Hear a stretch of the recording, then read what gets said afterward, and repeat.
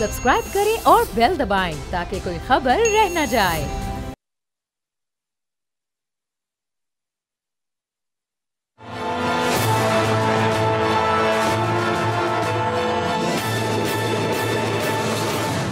अस्सलाम वालेकुम, मैं हूं जहांगीर। आप देख रहे हैं प्रोग्राम तज्जिया। मुल्क के इस वक्त सबसे बड़े मसले यानी IPPs माहिदों पर नजरसानी और महंगी बिजली को सस्ता करने के लिए हुकूमत पाकिस्तान 100 से ज़ायद IPPs को बिजली की कीमतें कम करने पर कायल करने की कोशिशों में मसरूफ़ है। हुकूमत पर इस वक्त प्रेशर है कि मुल्क में माशी सरगर्मियों को तेज़ करने के लिए बिजली की कीमतों में फौरी रिलीफ फराहम किया जाए। वज़ीर तवानाई उवैस लगारी का कहना है कि चाहे मकामी IPPs हों या गैर मुल्की हों, उनके साथ बाहमी रजामंदी से माहिदों पर नजरसानी की जा रही है। मुल्क में बिजली की प्रोडक्शन कॉस्ट ज़्यादा नहीं है, बल्कि बिजली घरों का किराया और उसको कायम करने में दरअसल हासिल किए गए कर्ज की वापसी फी यूनिट बिजली को महंगा बना रही है। पाकिस्तान में गुज़िश्ता दहाई में तवानाई की कमी को पूरा करने के लिए लगाए गए 1 दर्जन से ज़ायद बड़े मंसूबे चीन के ताबून से लगे और उन पर आने वाले अखराजात की मजमूई रकम $16 अरब के करीब बनती है, जबकि हुकूमत के मुताबिक 7 मंसूबे अब भी तकमील के मराहिल में हैं। 1994 और 2002 की जो पावर पॉलिसीज थी, उनके तहत लगने वाले कुछ IPPs गुज़िश्ता 30 साल से बिजली ना बनाने के बावजूद भी कैपेसिटी चार्जेस की मद में अरबों रुपए सालाना वसूल करते रहे हैं और अभी भी कर रहे हैं, जिसकी वजह से हुकूमत के गर्दिशी कर्जों में तेजी से इजाफा हुआ है, जो 6,600 अरब रुपए की रिकॉर्ड सतह तक पहुंच चुके हैं। पाकिस्तान में सनतों के बिजली के निर्ख 15 सेंट फी यूनिट हैं, जो खित्ते के दीगर ममालिक के मुकाबले में तकरीबन दुगने हैं, चूंकि बाकी मकामात पर 8 सेंट फी यूनिट के हिसाब से इस वक्त बिजली सप्लाई की जा रही है। हुकूमत और IPPs के दरमियान मुज़ाकरात भी जारी हैं, जिसमें अब एक अहम पेशरफ सामने आई है। 1994 से 2002 की पावर पॉलिसीज के तहत लगने वाले 5 IPPs ने अपनी पावर परचेज मुआहदे खत्म करने पर अब इत्तेफाक कर लिया है। इन IPPs को मुस्तकबिल में अदायगियां नहीं की जाएंगी, लेकिन इनके साबका वाजिबात जो 80 से 100 अरब रुपए के करीब बनते हैं, वो सूद के बगैर अदा किए जाएंगे, जिससे हुकूमत को आइंदा 3 से 10 साल के अंदर 300 अरब रुपए की बचत होगी और सार्फिन को 60 अरब रुपए सालाना का रिलीफ मिलेगा। एक खबर के मुताबिक 1994 और 2002 के दरमियान होने वाले मुआहिदों के तहत मजीद 17 IPPs भी कैपेसिटी चार्जेस के बजाय टेक एंड पे यानी बिजली दो और पैसे लो के मोड में मुंतकिल हो जाएंगे। इस वक्त हुकूमत आवाम से 800 अरब रुपए सालाना बिजली बिलों के जरिए 8 रुपए फी यूनिट वसूल कर रही है, जो बिजली के बिलों में मजीद इजाफे का सबब है, जिसे 50% कम करके 4 रुपए फी यूनिट किया जा सकता है। टास्क फोर्स के जराये के मुताबिक सोलर एनर्जी पर चलने वाले कुछ IPPs हुकूमत से 27 रुपए फी यूनिट चार्ज कर रहे हैं, जबकि उनकी लागत 7 रुपए फी यूनिट है। इस तरह विंड और बगास से बिजली पैदा करने वाले IPPs 40 से 47 रुपए फी यूनिट वसूल कर रहे हैं, जबकि उनकी असल लागत निहायत कम है। मुल्की एनर्जी एक्सपर्ट्स का यह मानना है कि बिजली पैदा करने वाले कारखानों को कैपेसिटी पेमेंट्स का मसला ज़रूरत से ज़्यादा उछाला गया।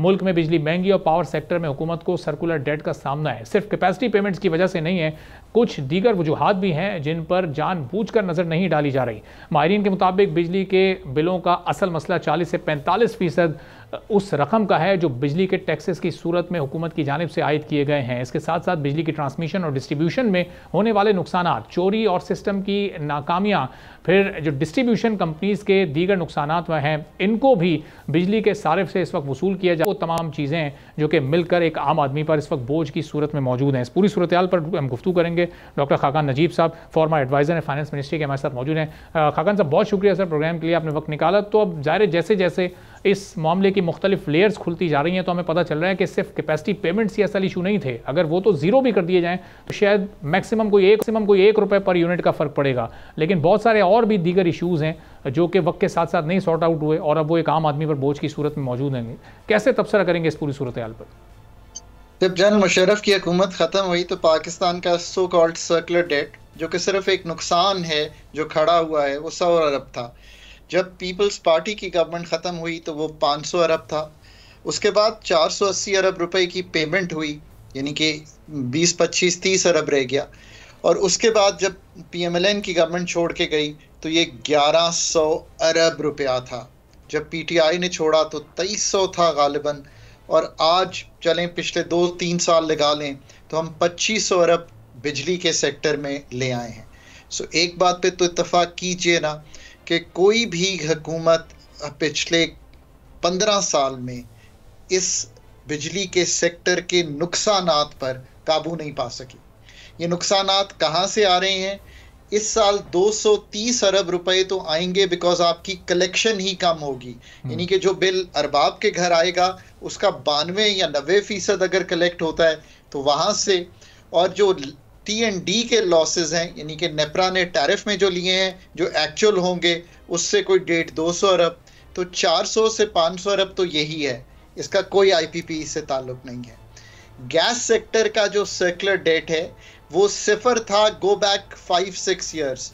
आज वो 2500 से लेके 3000 अरब के दरमियान है, डिपेंडिंग कि आप लेट पेमेंट सरचार्ज डालते हैं या नहीं। सो ये तो दो बातें हो गई।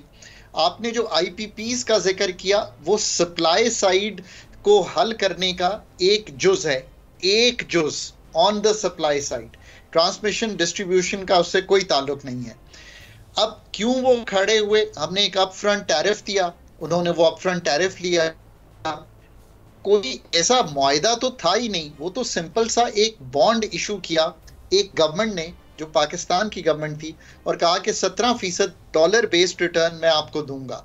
सो इस पे उन्होंने मुआहिदा हुआ और IPPs लगे, रुपया भी कमज़ोर होता रहा, पेमेंट भी बढ़ती रही, और आप यहाँ आ खड़े हुए। सो पॉलिसी और रेगुलेटरी दोनों कमज़ोरियों ने आपको यहाँ खड़ा कर दिया है। अब अगर आप गवर्नमेंट के प्लांट्स को देखें तो उसमें 1 रुपए की गुंजाइश है, इससे ज़्यादा नहीं है। अगर सारे जो हमारे 92 और 2002 की पॉलिसी के उनको हल भी कर लें तो आपको मेरे ख्याल है अगेन 1 से 2 रुपए की गुंजाइश निकल आएगी। CPEC में डिपेंडिंग ऑन कितनी रीप्रोफाइलिंग डेट की हो पाएगी, वो जो 10 साल पे मुहित है, क्योंकि वो भी बेशतर 28-30 में ख़त्म होने वाला है, तो आपको शायद 1 से 4 रुपए के दरमियान कोई भी मिल सकता है, हो सकता है 2.5-3 रुपए की रिलीफ। ये खड़े हुए हैं। 18.5 रुपए आपकी कॉस्ट है इस वक्त इसकी कैपेसिटी की, पर इसका एक फ़ायदा भी हुआ है, आपकी फ्यूल कॉस्ट सिर्फ 10 रुपए रह गई है। अगर आप पुराने फ्यूल मिक्स पे चले जाएं, जब IPPs नहीं लगे थे तो कोई ये स्टोरी नहीं बताता, तो आपकी फ्यूल कॉस्ट बहुत ज़्यादा होती यहाँ से। तो मतलब यहाँ पे आ खड़े हुए हैं। अब आगे कैसे चलना है? आगे ऐसे ही चलना है कि इनको ज़रूर हल करना है, पर असल बात तो यह है कि आपकी ट्रांसमिशन के जो कंस्ट्रेंट्स हैं उसको हल करने का मसला तो organisational reorganisation of the NTDC है। अब आप हैरान होंगे अगर मैं ये आपको बात कहूँ कि अप्रैल से वहाँ पे कोई परमानेंट CEO नहीं है। मैंने हमेशा कहा है कि पाकिस्तान की ये जो ऑर्गेनाइजेशंस हैं ये सारी C-suite की प्रॉब्लम है, CEO, CFO, CTO। हम असल इस मसले की तरफ कभी भी नहीं आते। आपको प्रोफेशनल एनर्जी मिनिस्ट्री चाहिए, आपको एक एनर्जी रेगुलेटर चाहिए, अप फ्रंट टैरिफ से निकलें। हम अप फ्रंट टैरिफ देते रहे हैं, प्राइस डिस्कवरी तो कभी कराई ही नहीं। यानी कि ये होता है ना कि मैं और आप कहीं आर्ग्यू करेंगे कि क्या हमने टैरिफ करना है, कोई अप फ्रंट टैरिफ से निकलकर हमने, जिसे हम कहते हैं उस टैरिफ में जाना है कि आपस में कोई कंपटीशन हो। हमने कभी भी ये काम नहीं किया। So price discovery competitive bidding से आती है, वो हमने नहीं की। अब फ्यूचर ये है कि एक अगर फाइनेंशियल री इंजीनियरिंग देखें, 3.25 रुपए इस वक्त आपके बिल में एक चीज़ आ रही है जिसको कहते हैं जो पब्लिक डेट है, जो कि फाइनेंस हो रहा है, ये जो 2.5-3 ट्रिलियन का है, 5 ट्रिलियन का ओवरऑल सर्कुलर डेट है, उसको संभालना है, GST और एडवांस टैक्सेस हैं। अब ये सारे काम आपने करने हैं। क्या हम कुछ फीडर्स को आउटसोर्स कर देना चाहिए, टारगेटेड सब्सिडी पे चले जाना चाहिए, प्राइवेटाइजेशन के एजेंडे को आगे लेकर चलें, पर बगैर कंपेटिटिव मार्केट बनाए बगैर तो आप ये कर ही नहीं सकते। यानी कि रिटेल छोटे आउटलेट बनेंगे, 4 डिस्कोज होंगे, लाहौर इस्लामाबाद में 2-2 हों, इस तरह करके चलें। पर इसमें तो CTBCM अरबाब 11 साल हो गए मुझे रेगुलेटर से ये कहानी सुनते हुए, आज तक जिसको हम कंपेटिटिव मार्केट कहते हैं एनर्जी की, वो नहीं बनाई। अनफॉर्चुनेटली आखिरी बात ये कहूँगा कि ये जो अब हर कोई, मैं कहता हूँ, मैं आई एम अमेज्ड। अरबाब ये कहता है कि जी बिजली 30-35 हज़ार समर में और 10,000 विंटर में। यार इसका हल भी है ना। अब मैं आपका इसके सामने हल आज इसलिए रखने लगा हूं, I am going to take 1 minute. ये मैं कोई लंबा हल नहीं बताने जाऊंगा आपको। आप गैस अमीर घरानों को बंद कर दीजिए और उन्हें कहिए कि वो जो आप अपना गीजर 25-30% पे चला रहे हैं उसको बिजली पे चलाइए, कुकिंग बिजली पे कीजिए, पानी गर्म बिजली पे कीजिए। तो आप देखिए कि आपकी ये जो 8-10 हज़ार की डिमांड है ये किस तरह पिकअप नहीं करती। मतलब आप एक और काम कीजिए, इंडस्ट्री को कीजिए, कहिए कि हम आपको, यानी कि 18 रुपए तो दिए हुए हैं ना कैपेसिटी के, बाकी रह गए 10 रुपए। ये जो आपकी 34 रुपए की कॉस्ट बनती है, या 12 रुपए रह गए। आप कहें हम 12 रुपए आपसे चार्ज करेंगे, आपको हम 12 रुपए की बिजली देंगे, इस पे हम GST plus advance income tax भी नहीं लेंगे, क्योंकि वो भी एफबीआर में नहीं। तो इंडस्ट्री चलना शुरू हो जाएगी विंटर में।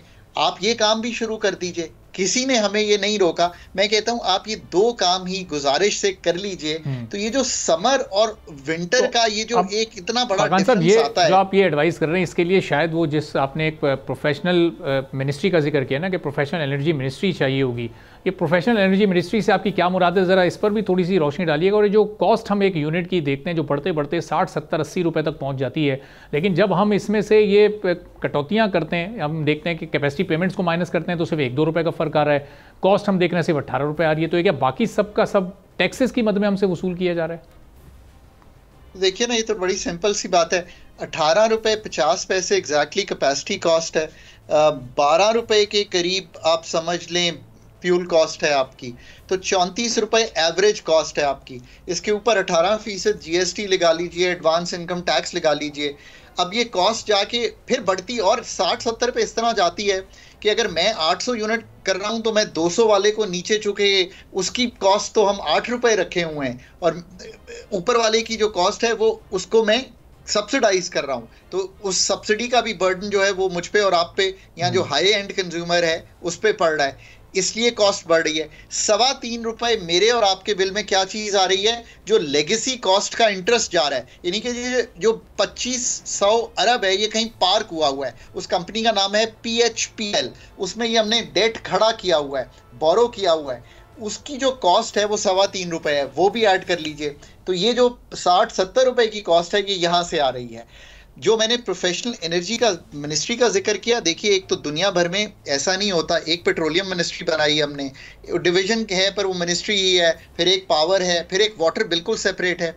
दुनिया भर में एक एनर्जी मिनिस्ट्री होती है जो कि देखती है कि एनर्जी एक सोर्स है जो आपके घर में पहुंचनी है। अब आप कह रहे हैं कि मैं गर्म पानी भी भेज रहा हूँ, ठंडा पानी भी भेज रहा हूँ, आई मीन आसान लफ्ज़, बिजली भी भेज रहा हूँ, गैस भी भेज रहा हूँ, पानी। You have to think differently यार। मेरे घर में जो गैस आप भेज रहे हैं वो इतनी इनएफिशिएंटली यूज हो रही है, उसको विड्रॉ कर लें। मैं तो समर में भी कहता हूं आप विड्रॉ कर लें। और वो गैस किसको जा रही है? 28% अमीर, मतलब मैं अमीर इसलिए कहता हूं वेल ऑफ को जा रही है। It's going to those people who can afford it. जो सस्ती जो लोग नहीं अफोर्ड करते उनको तो एलपीजी और लकड़ी जलानी पड़ती है जिसकी 3 गुना कॉस्ट है। सो आप करते क्यों नहीं है? करते इसलिए नहीं है आप क्योंकि ना प्रोफेशनल एनर्जी मिनिस्ट्री है। उसका क्या मतलब है? देखिए, प्रोफेशनल एनर्जी मिनिस्ट्री का मतलब यह है कि you have to bring in professionals, empower them, और उनको कलम की ताकत देनी पड़ेगी आपको, ताकि जो मैंने आपको मसाइल हल करने को कहे हैं ये मैं कल बैठकर हल करना शुरू करूं। अगर हल करना शुरू करूंगा तो आप ये भी यकीन रखिए, I am very very confident कि 3 से 5 साल में हम इसका नक्शा बदल देंगे। ये जो बेस लोड के इतने बड़े बड़े पावर प्लांट लगा दिए हैं इनको अब यूटिलाइज ही करना पड़ेगा ना। एक और चीज बताऊं आपको, आप हैरान हो जाएंगे, 17,000 मेगावाट कॉन्ट्रैक्टेड है अगले चंद साल में नई बिजली। अच्छा। 45,000 मेगावाट बिजली इस वक्त पाकिस्तान की, इस वक्त नेम प्लेट 45,885 मेगावाट्स है, 63% थर्मल है उसमें। अगेन न्यूक्लियर को भी हमने इग्नोर किया, which was a good option to have, but हमने उसको इग्नोर किया। हमने न्यूक्लियर की बजाय क्या किया? हमने थर्मल, LNG इंपोर्टेड, कोल इंपोर्टेड, और इन सब के मुआहदे ऐसे किए जिसमें गवर्नमेंट एक गारंटर 17% का बॉन्ड। अब एक मजे की बात बताऊं, जिस वक्त आप 17% का बॉन्ड इशू कर रहे थे ना, क्योंकि मैंने पाकिस्तान के एक्चुअल बॉन्ड इशू किए हैं, हमने 2013, 14, 15 में पाकिस्तान का बॉन्ड 8.25% पे फ्लोट किया था। सारा पाकिस्तान कहता था बड़ा महंगा फ्लोट कर दिया है। उसी टाइम पे आप 15 और 17% पे बिजली का बॉन्ड फ्लोट कर रहे थे। It is just a bond. ये है इस वक्त की क्लियर पिक्चर। मैं इससे ज्यादा क्लियर पिक्चर बता नहीं सकता, और इससे ज्यादा। और डॉक्टर साहब ये बताएगा कि ये क्लियर पिक्चर क्या जो गवर्नमेंट के थिंक टैंक्स हैं या डिसीजन मेकर्स हैं ये उनको भी पता है, और पता होते साथ ही वो इन सारी चीज़ों के साथ चल रहे हैं, या फिर ये उनके इल्म में ही नहीं है ये सारी चीज़ें कि ये कैसे कैटेगराइजेशन हो सकती है, जो वेल ऑफ लोग हैं उनको कैसे कैटेगराइज करना है और उन पर कितना लोड डालना है, और जो लोग नहीं अफोर्ड कर सकते उन पर कितना लोड डालना है, क्योंकि अभी तक कोई ऐसा प्लान हमने देखा ही नहीं है, सुना ही नहीं है। अब मैं आपको एक मजे की बात बताऊं, एक बिजली का टैरिफ है इस मुल्क में, और मैं टेबल पे भी बैठ के कहता था, अब चूंकि रिसर्च की वैल्यू तो सिर्फ पाकिस्तान की बहुत कम है, सारी रिसर्च बाहर से आ रही है और वो ये इन डेप्थ रिसर्च कर नहीं सकते, because you have to feel the context and then do this. आपके पास एक बिजली का टैरिफ है जो कहता है अरबाब साहब 300 यूनिट, 100 यूनिट इतने, 50 यूनिट इतने, 100 यूनिट इतने, 300 यूनिट, 800 यूनिट, 1000, मैं आपका बिजली का टैरिफ बढ़ाता चला जाऊंगा। नाउ मेरे पास बिजली सरप्लस में है, पर मैं आपको टैरिफ ये दे रहा हूं कि आप बिजली कम इस्तेमाल कीजिए। ये टैरिफ 1970-80 की दिहाई में बना था, जब पाकिस्तान में बिजली की शॉर्टफॉल हमेशा रहा करती थी, तो हम कहते थे कि तोड़नी है डिमांड तो टैरिफ ऐसा बनाओ। बिल्कुल आई मीन आउट ऑफ वैक है ये टैरिफ फ्रॉम करंट सिचुएशन। बदल दीजिए। किसने बदलना है? पॉलिसी मेकर ने बदलना है, रेगुलेटर ने बदलना है। वहां दोनों जगह बिजली एक लाइन में is a governance issue, it is not a technical issue, it is purely a governance issue. अदारा कोई भी हो, अंडर द बिजली की मिनिस्ट्री या हमारी बिजली का मसला हो, आप आज तक यही नहीं कर सके कि आप इस स्लैब वाइज टैरिफ से निकल सकें। सो ये सारे काम आप करने हैं। इसका जितनी मैंने आज चीज़ें कही हैं ना, अगर एक गिन गिन के एक पर्चा, एक जैसे कहेंगे पेज का आप लिखना शुरू कर दें और टारगेट बना लें कि 3 से 5 साल में क्या क्या डिलीवरी होगी, आप ये सारा कुछ ठीक कर देंगे। आखिरी बात कहूं, लोग समझते हैं कि ये भाषा और ये जो नए डैम्स आ रहे हैं ये बड़े सस्ते आ रहे हैं, ऐसा भी नहीं है। सो हमें बहुत ही गौर से इनको देखना पड़ेगा और ये फैसला करना पड़ेगा कि आगे बिजली कितनी लेनी है, वरना ये जो 2100 अरब की पेमेंट को आज बहुत परेशान है, ये अगले साल 2800 अरब पे चली जाएगी। ठीक है, बहुत बहुत शुक्रिया खाका नजीब साहब, फॉर्मर एडवाइजर हमारे साथ मौजूद थे। एक छोटा सा ब्रेक लेते हैं, ब्रेक के बाद जब वापस आएंगे तो माहिर माशियात अशफाक तोला साहब हमारे साथ मौजूद होंगे, उनसे ज़रा बात करेंगे। स्टॉक मार्केट बड़ा ऊपर जा रही है, एक्सचेंज रेट अभी तक एक अच्छे खासे मार्जिन के साथ स्टेबल है, ये जो रिलीफ है ये लोगों को क्यों नहीं मुंतकिल किया जा रहा, और हमारे जो इकनॉमिक इंडिकेटर्स अब बड़े पॉजिटिविटी की तरफ जा रही हैं, ये कितना लॉन्ग टर्म है। एक ब्रेक के बाद वापस आएंगे।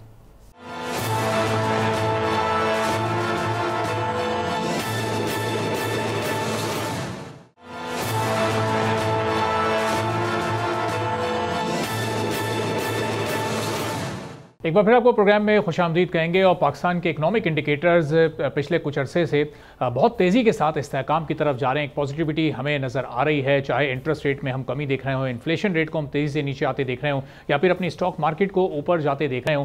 तो न सिर्फ इस वक्त मुल्की सरमाकारों का एतमाद हमारी मार्केट पर बहाल होता जा रहा है, बल्कि जो बैरूनी सरमाकारी है उसके हवाले से भी कुछ ब्रोकरेज हाउसेस की रिपोर्ट सामने आई हैं, जिसमें बताया गया है कि FDI यानी फॉरेन डायरेक्ट इन्वेस्टमेंट, जो कि किसी भी मुल्क के लिए बड़ी ज़रूरी होती है, उसके पाकिस्तान से बाहर जाने का अमल अभी रुका हुआ है। हमने पिछले कुछ अरसे में देखा कि बड़े बड़े कंपनीज़ के यहाँ से अपने सरमायाकारी बाहर ले जाने की बातें सामने आईं, और कोई दर्जन भर कंपनीज ऐसी थी जिन्होंने अपना यहाँ से बिज़नेस को समेटा भी है, लेकिन फिर उनके ऑल्टरनेट के तौर पर दीगर कंपनीज पाकिस्तान में आई हैं और वो FDI फिर वहाँ से हमने कवर होते देखी है। तो सूरत हाल इस वक्त जो हमारे मुल्क के माशी आदाद शुमार को लेकर खासी बेहतर है। IMF का प्रोग्राम हमें ऑलरेडी मिल चुका है, लेकिन अब ये जो इस्तेहकाम है ये मज़ीद कितना देर पर है, ये कितना लॉन्ग टर्म है, और इसमें जो इस वक्त हुकूमत की संजीदगी है वो कितनी ज़रूरी है, और आगे चीज़ों को बेहतर कैसे किया जा सकता है, इस पूरी सूरत हाल पर मुफ्तुल्लाह साहब हमारे माशियात हैं हमारे साथ मौजूद हैं। अशफाक साहब बहुत शुक्रिया सर प्रोग्राम के लिए, आपने वक्त निकाला। अब ये जैसे जैसे सूरत हाल आगे बढ़ेगी, हमें बहुत सारे मुल्कों की भी पेमेंट्स करनी है, हमें बहुत सारे जो जिन इदारों से हम कर्ज लेते हैं, जो इंटरनेशनल बैंक्स हैं, उनकी भी हमें पेमेंट्स करनी है। IMF का प्रोग्राम तो हमने ले लिया है, ओवरऑल सिचुएशन इस वक्त हमारे अंडर कंट्रोल है, लेकिन मुस्तकबिल आपको पाकिस्तान का इस वक्त सेफ दिखाई दे रहा है? जी बिस्मिल्लाहिर्रहमानिर्रहीम, थैंक यू वेरी मच।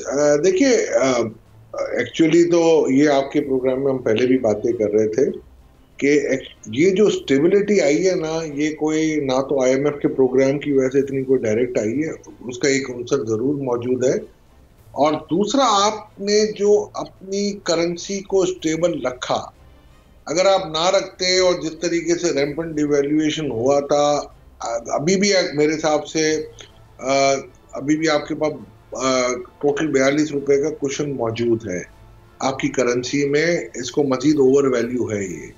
तो अगर आप और भी कम करेंगे तो आपकी इन्फ्लेशन नहीं डिफ्लेशन रहेगी, यानी कि महंगाई में वाकई कमी होगी। इस वक्त आप ये कह सकते हो महंगाई की तेजी में, इजाफे में तेजी नहीं हुई है, कमी हुई है। यानी कि अगर फर्ज करें पिछले साल अगर 32% का इन्फ्लेशन था तो उस मतलब अब 32 के ऊपर सिर्फ 6% लगा है, यानी ये नहीं है कि 32 से कोई नीचे आया है।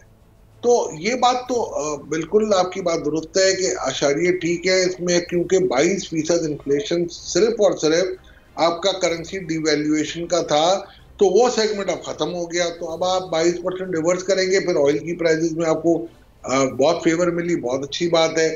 टैरिफ एडजस्टमेंट आपको जो करने थे क्योंकि ऑयल की वजह से, उसमें भी काफी आपको एक लीवे मिला, बहुत अच्छी बात है। फूड सिक्योरिटी आपकी अच्छी रही, वीट की प्रोडक्शन अच्छी रही, आपकी कॉटन की प्रोडक्शन अच्छी रही, आपकी इंपोर्ट की तनासुब कम हुए, बहुत अच्छी बात रही। तो इन सब को देखते हुए बाय एंड लार्ज पाकिस्तान की मईशत इस मर्तबा अच्छे तरीके से चल रही है। जहां तक आपने सवाल किया एफडीआई का, तो एफडीआई देखिए किस सेक्टर में आ रही है, आप पहले उसको एनालाइज करें। या तो पोर्टफोलियो मैनेजमेंट में आ रही होगी या आपके टी बिल में इन्वेस्टमेंट में आ रही थी। तो टी बिल की इन्वेस्टमेंट अब कम हो जाएगी, बिकॉज कि जब आप इंटरेस्ट रेट कम करोगे तो हॉट मनी वापस चली जाएगी, और वो अब एंटिसिपेट हो रहा है कि पाकिस्तान में इंटरेस्ट रेट कम होंगे। जेन्युइनली आज आपका इंटरेस्ट रेट मेरे हिसाब से 8-9% से ऊपर नहीं होना चाहिए, ये अभी भी हम ओवर वैल्यू है। और गवर्नमेंट, ये मैं जब कहता था आपके प्रोग्राम में या मीडिया में, तो वो रियलाइज नहीं कर पा रहे थे। 22% पे जब टिके हुए थे, उस वक्त हम कहते थे कि ये 15% होना चाहिए, उस वक्त के हिसाब से अगर मैं देखता था। मगर आपने ये देखा होगा कि इंटरनेशनल प्रेशर में या IMF के प्रेशर में रहते हुए आपने वो कम नहीं किए। आज ये कुदरती एक अमरता, आपकी कोई आपकी गीदर सिंगी नहीं थी इसमें कि आपने कम किए। ये एक कुदरती अमरता, आपकी कमोडिटी प्राइसेस नीचे आई हैं, आपकी क्रॉप अच्छी हुई है। आप अगर उस वक्त हम ये बहस ना छेड़ते कि रुपी ओवर वैल्यू है, तो शायद आज और अंडर वैल्यू करके डिवैल्यूएशन हो जाती, क्योंकि मिनिस्ट्री ऑफ फाइनेंस ने खुद ने लिखा है कि 295 रुपए का डॉलर होना चाहिए उनकी कैलकुलेशन के बेस पे, और IMF की कैलकुलेशन थी 328 रुपए 66 पैसे। तो ये अल्लाह का शुक्र है कि इस वक्त कम से कम ठहराव आ गया। ठीक है, लेकिन अशफाक साहब, ये जो ये ठहराव है, ये आर्टिफिशियल ठहराव है या ये वाकई एक जेन्युइन ठहराव है? क्योंकि ये सिर्फ जो महंगाई की टेक्निकल एस्पेक्ट से बात अलग होती है, और अगर ऑन ग्राउंड हम रियलिटी हम देखें, ये बिल्कुल डिफरेंट है। यानी वो एक चीज़ जो 100 रुपये की होके 38% की हिसाब से बढ़ रही थी, वो बढ़ते बढ़ते ऑलरेडी 250-300 तक पहुंच चुकी है। अब अगर वहाँ वो 10% के हिसाब से ही बढ़ती है, तो रुपयों में तो इजाफा उतना ही हो रहा है। वो हम परसेंटेज में ज़रूर ये कह सकते हैं कि हाँ जी, अब तो ये 9 चंद फीसद के हिसाब से बढ़ रही है, लेकिन कीमत तो उसकी उसी स्पीड से आगे जा रही है। अगर हम पैसों के एतबार से बात करें तो वो सिर्फ कहने की हद तक तो वो कमी है, लेकिन ऑन ग्राउंड तो वो तेज़ी शायद नहीं कम हुई है अभी। तो ये बात अरबाब साहब अपने इब्तदाइये पे गौर कीजिएगा, जो मैंने जवाब दिया, मेरे जवाब से आपने जवाब निकाल के बड़ी अच्छी बात कर दी। तो यही चीज़ हमें आवाम को एजुकेट करनी है कि भाई इतनी एक्सपेक्टेशन मत रखो किसी भी हुकूमत से कि वो इस कदर इतनी जल्दी में कर लेगी अपने आप को कंट्रोल। हाँ, आप इस बात पे जोर दो कि रुपये की वैल्यूएशन एक्यूरेट कर ले खुदारा, ताकि आपकी कम से कम जो बाकी मामला हैं वो ठीक हो जाए। इस वक्त श्रीलंका की इकोनॉमी को देखोगे तो वो डिफलेशन में आ गई है। इसकी एक ही वजह थी कि वो 346 या 364 रुपए का डॉलर था, 298 रुपए का इनका डॉलर हो गया। तो उनकी जो महंगाई की शरह थी वो कमी हो गया, अब डिफलेशन में आ गई। तो मैं सिर्फ यही कहने लगा हूं कि देखिए, मैं 1 साल से जब ये कह रहा हूं, और जिस तरीके से हमारी जो इंटरिम सेटअप ने या केयर टेकर सेटअप ने उनके कान पे जूं नहीं रंगती थी, और those who matter they were not providing any attention to it. अगर उस वक्त आप ये संभाल लेते तो आज इस हुकूमत को भी आसानी हो जाती, अवाम के लिए रिलैक्सेशन भी हो जाती। और ये आप देख लीजिएगा कि मुस्तकबिल में भी अगर आपने यही रविश रखी कि आप इंटरेस्ट रेट कम नहीं करेंगे, और देखिए आप एवरेज 5 से 8% नेगेटिव इंटरेस्ट पे काम कर रहे थे, आज आपकी मईशत में 4-4.5% वो नेगेटिव इंटरेस्ट रेट है कि अगर मैं 12 महीने का एवरेज लूं। सही। तो मेरा मकसद सिर्फ इतना ही है कि देखिए, आपको अपनी मईशत को अपने जमीनी हकायक के हिसाब से चलाना पड़ता है, ना कि इस विम्स एंड विशेस पे कि जी मैं जो चाहूं मैं कर लूं। तो ये मेरा ख्याल है फाइनेंस टीम को, स्टेट बैंक को, सबको रियलाइज करना पड़ेगा। सही। तो अशफाक साहब, जो अभी 42 रुपये का क्वेश्चन अभी भी हुकूमत ने एक्सचेंज रेट में अपने पास रखा हुआ है, अगर ये ड्यू क्वेश्चन ही अगर ये कोई 20-22 रुपये ट्रांसफ़र कर दिया जाए इसका रिलीफ आवाम तक, तो महंगाई में कमी के साथ साथ जो मुल्क पर इस वक्त कर्जे हैं उसमें भी तो काफ़ी हद तक कमी हो जाएगी। तो उस तरफ क्यों नहीं सोचा जा रहा है ये प्रैक्टिकली इसको करने के लिए? देखिए, मैं तो नहीं था उस मीटिंग में, मुझे somebody told me, मैंने वेरीफाई नहीं किया कि जब आर्मी चीफ कराची आए थे और बिजनेसमैनों से मुलाकात हुई थी तो कई मीडिया में भी शायद मैंने ये रिपोर्ट देखी थी कि उनका भी ये ख्याल था कि 250 का डॉलर होना चाहिए। तो ये रियलाइजेशन भी आप देख लें, इससे पहले प्राइम मिनिस्टर भी कह रहे थे कि 240 का डॉलर होना चाहिए। तो ये आप तो मान लेना आपके प्रोग्राम के तवज्जुह से या दूसरे मीडिया के प्रोग्रामों से मैंने ये रियलाइजेशन करवाई ना, इसके बाद गोल्डमैन सैक और ये सारे लोग आए। हमने 235 जब कहा था तो लोगों को ये लग रहा था कि शायद कोई हमारी कोई ज़हनी इख्तरा है। तो भाई ये फाइनेंशियल मॉडल होते हैं, इकोनॉमिक मॉडल होते हैं, उस मॉडल में हम रन करके ये चीजें निकालते हैं, ना कि अपने घर से कोई चीज लेके आते हैं। फिर गोल्डमैन सैक ने 224 का, ऑप्टिमस ने कहा, और ब्लूमबर्ग की भी जो फिगर थी वो एक बड़ी एक्सेप्शनली हाई रखी गई थी कि तो सर आप देखिए, सबसे पहली बात क्या होती है, आप अपने हालात के हिसाब से करें। आपको इकोनॉमिक्स को पाकोनॉमिक्स देखना पड़ेगा। तो अशफाक साहब, ये इस इकोनॉमिक्स को इस तरीके से देखने की सलाहियत जो इस वक्त हुकूमत की फाइनेंस टीम है, क्या उनके पास नहीं है? क्या ये एक्सपर्टीज़ या ये एक्सपीरियंस वो अपना नहीं इस्तेमाल कर रहे, या प्रायोरिटीज़ उनकी इस वक्त डिफरेंट हैं? IMF की तरफ थोड़ा ज़्यादा इंगेज थे, या IMF से डील करने के लिए ये ओवर वैल्यू इस वक्त दिखाना था एक्सचेंज रेट पे? जो मुझे अनकन्फर्म्ड रिसोर्सेज मुझे बताती हैं कि I think they don't want to reduce from, ये केयर टेकर सेटअप की बात जो मैंने सुनी है, ये मुझे नहीं पता, कंफर्म मैं नहीं कर सकता आपको, आप इन्वेस्टिगेटिव जर्नलिस्ट हैं, आप कर दीजिएगा कि उधर ये कोई कमेंट हुआ था कि it will remain within the 275 280। आपने देखा होगा 276 हो गया था ये जब केयर टेकर सेटअप आया था, और ये अचानक से जब IMF की टीम रिव्यू के लिए आई तो 286 हो गया। तो वो एक कमिटमेंट था, मेरा ख्याल है कि जी हम इस लेवल पे नहीं, ऐसे नीचे ले जाए, क्योंकि IMF को भी पता है कि वो जी अच्छा, उन्होंने ये कहा कि एक्सपोर्ट भी कम नहीं होती, आपका 70% एक्सपोर्ट जो होती है इसका इंपोर्ट हो जाता है। नहीं, $100 की अगर एक्सपोर्ट है तो ये $70 की इंपोर्ट भी कर लेते हैं जो एक्सपोर्टर्स होते हैं, उनको अपनी चीजें भी चाहिए होती हैं। तो $30 अगर बचते हैं, और अगर ₹45 का भी फर्क था उस वक्त, तो मैंने ये कहा था यार आप इनको ₹15 दे दो या ₹13.5 दे दो, ताकि रुपी में इनके जो भी अगर ओवर कॉस्टिंग अगर आती है तो वो इसको कंपनसेट कर दें। रेमिटेंस की बात आई तो हमने कहा जी $15 पर डॉलर आप उनको दे दें।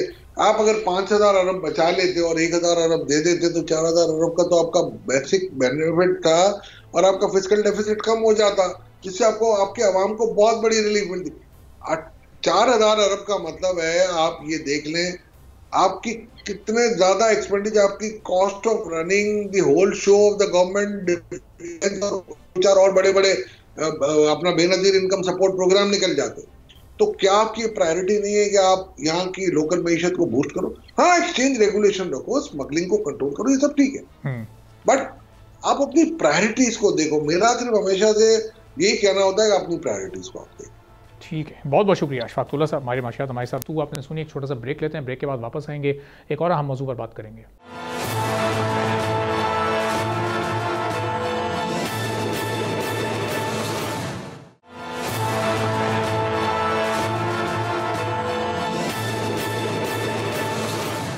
एक बार फिर आपको प्रोग्राम में खुशामदीद कहेंगे, और किसी भी मुल्क की मईशत का दारोमदार और मईशत के इस्तेहकाम का दारोमदार उस मुल्क के सियासी माहौल के इस्तेहकाम पर होता है। और अगर हम पाकिस्तान में देखें तो पाकिस्तान की मईशत इस वक्त अपने एक बेहतर सिमत के सफ़र की जानिब गामज़न है। इंडिकेटर्स इस वक्त कुछ बेहतरी की तरफ इशारा कर रहे हैं, कुछ इस्तेहकाम हमें एक हासिल होता हुआ दिखाई दे रहा है। लेकिन पिछले 2-4 रोज़ से जो एक ओवरऑल सियासी सूरत हाल है, पूरे इस्लामाबाद के आप मनाज़िर देख सकते हैं। कल कराची में अमन व अमान की सूरत हाल खासी मुतासिर है, जहाँ पर एक धमाका भी हुआ। तो इस तरह के वाक़यात किस हद तक मुआशी चैलेंजेस को मज़ीद मुश्किल कर सकते हैं, और मईशत मज़ीद कितनी मुश्किल में इस वक्त आ सकती है, चूँकि ये सब कुछ एक ऐसे मौके पर हो रहा है जब मलेशिया का एक हाई प्रोफाइल वफ्द उनके वज़ीर आज़म की मौजूदगी में पाकिस्तान में मौजूद था, और बड़े अहम मामलात पर और बड़े अहम MOUs भी उनसे साइन हो रहे थे। आगे शंघाई ताउन तंजीम का इजलास यहाँ पर होना है, जो कि बहुत ही अहम करार दिया जा रहा है इस पूरे इस वक्त तनाजुर में, और बड़े बड़े ममालिक के और मेंबरान जो मुल्क हैं उनके वफूद यहाँ पर आने हैं। तो एक ऐसी सूरत हाल में जब यहाँ एक अदम इस्तेहकाम होगा सियासत में और सियासी माहौल में, तो ये किस हद तक डैमेज करेगा हमारी मईशत को भी, इस पर हम गुफ्तगू करेंगे। ज़ुबैर गिलानी साहब साबिक वज़ीर के हमारे साथ मौजूद हैं। ज़ुबैर साहब बहुत शुक्रिया सर, प्रोग्राम में आपने वक्त निकाला।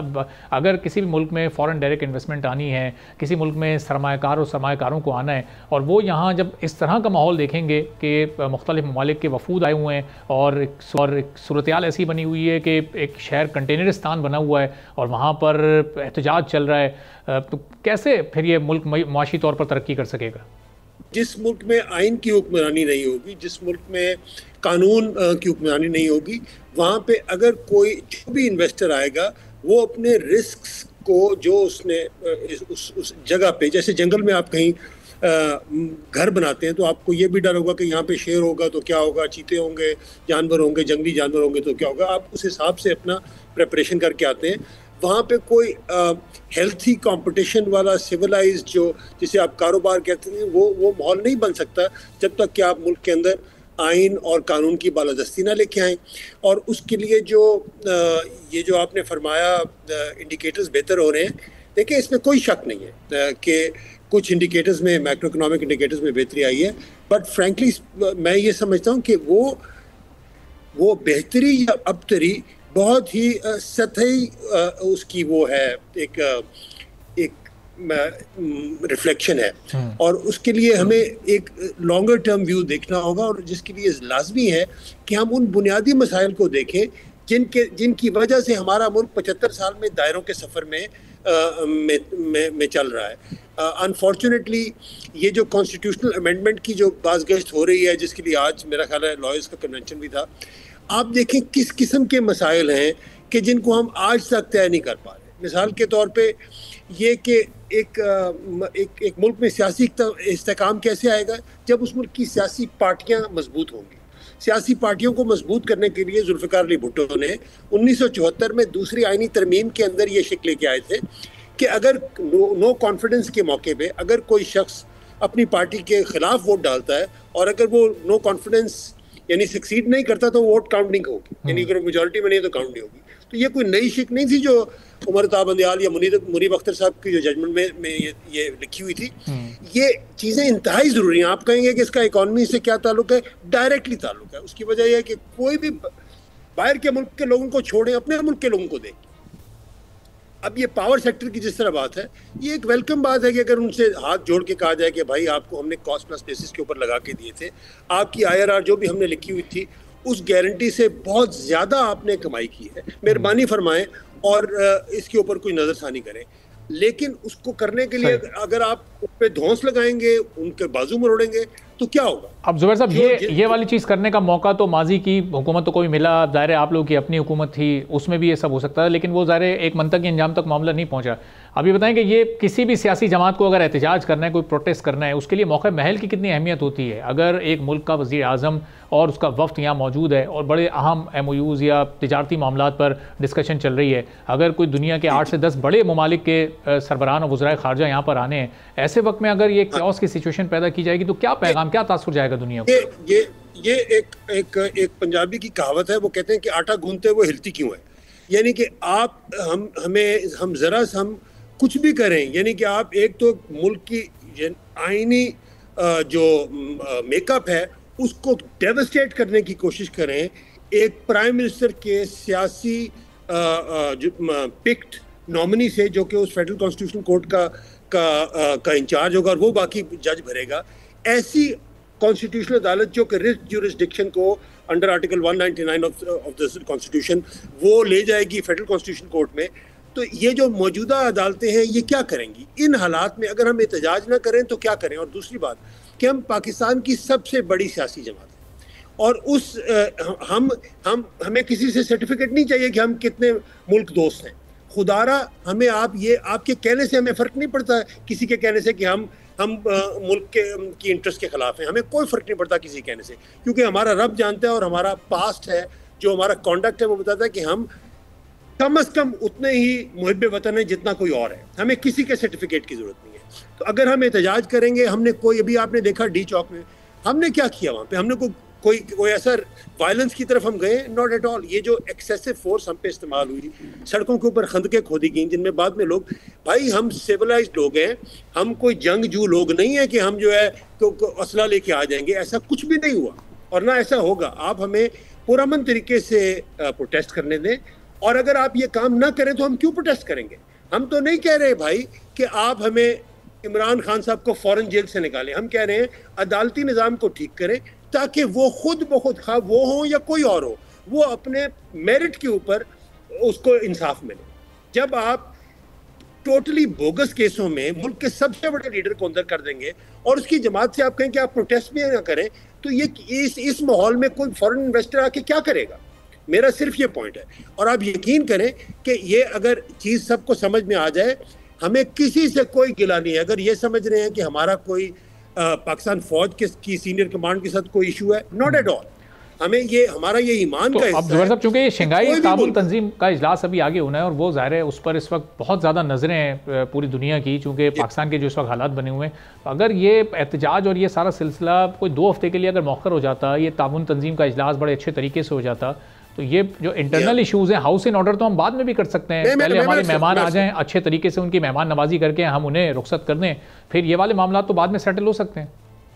कोई शक नहीं है। आप एक सिंपल गवर्नमेंट एक काम करें, अभी मंसूर अली शाह साहब का नोटिफिकेशन निकाल दें उनके चीफ जस्टिस बनने का, और साथ ये कह दें कि हम इस वक्त कोई कॉन्स्टिट्यूशनल अमेंडमेंट नहीं लाएंगे, और वो भी हमारे मेंबरों को लोटा बनाए बगैर। अगर आपके पास एक मेजॉरिटी हो, फॉर्म 45, 47 वाली गुफ्तगू को भी 1 मिनट के लिए साइड पे भी छोड़ दें, तब भी मैं समझता हूँ कि आप यकीन करें ये गुफ्तगू सियासी, इसका मकसद कोई सियासत नहीं है। इसका मकसद सिर्फ ये है कि अवाम की वेल, अवाम की जो राय है उसका एहतराम किया जाए, और अगर वो होगा, आप यकीन करें इन्वेस्टमेंट भी आएगी, ग्रोथ भी आएगा। क्योंकि जो मैक्रो इकोनॉमिक इंडिकेटर्स की और ये इम्प्रूवमेंट की बात करते हैं और टैक्स कलेक्शन में इम्प्रूवमेंट की बात करते हैं, मैं इसमें सिर्फ आपको एक चीज़ बता दूं कि कोई भी शख्स नेक दिली से अपने ये फिगर्स के गोरख धंधे को, जिनको हम 30-35 साल से देख रहे हैं, जब उनको उनके फलसफे में देखेगा तो पता लगेगा कि ये सस्टेनेबल चीज़ें तब होंगी जब इनके बैक पे जेन्युइनली सस्टेनेबल स्टेबिलिटी आएगी, तब तक ये नहीं हो सकेगा। तो इसलिए अगर गवर्नमेंट चाहती है कि इस मुल्क में ग्रोथ हो, इस मुल्क में इम्प्रूवमेंट आए, तो उनको चाहिए कि वो सियासी इस्तेहकाम की तरफ एक कदम उठाएं, हम 2 कदम उठाएंगे। ठीक है, बहुत बहुत शुक्रिया जुबैर गिलानी साहब, साबिक वज़ीर सरमायाकारी, हमारे से गुफ्तगू आपने सुनी। इसी के साथ नाज़रीन आज के प्रोग्राम से इजाज़त दीजिए। अल्लाह हाफ़िज़।